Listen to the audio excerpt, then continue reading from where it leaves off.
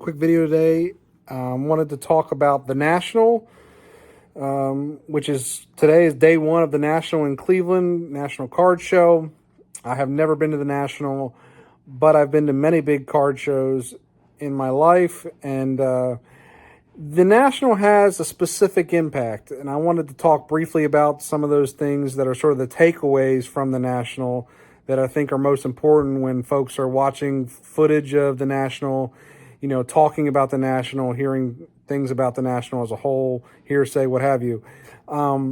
Usually with the National, we usually get 3 to 4 football names, so hyped guys that come out, that everybody wants to buy, sell, and trade with in terms of, their cards.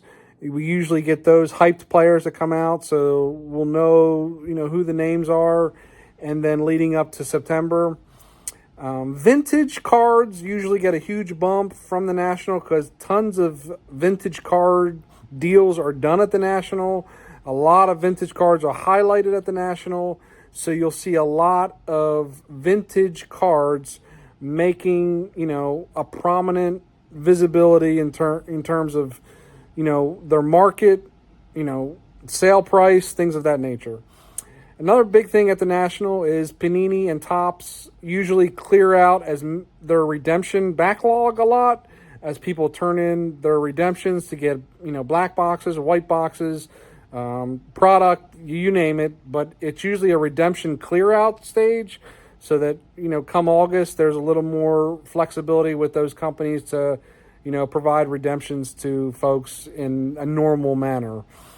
And then I think the other thing is that TCG, UFC, tennis, soccer, baseball, all those sports get highlighted, but they don't necessarily get a bump. But we do hear a lot about the specialty cards and the big cards of each one of those categories, and some of the names and things that come out of those things always help those categories gain some traction and some visibility with collectors across, the United States. And then I would say, lastly, is basketball usually, to my knowledge, seems to always hit a low point from the National. It's sort of a dead period when it comes to basketball, which, could make for a great buying opportunity for basketball as a whole here in July and August. So those are kind of the takeaways that I normally take away from the National when I'm watching footage. Don't get caught up in all the I spent $50,000 in one day videos.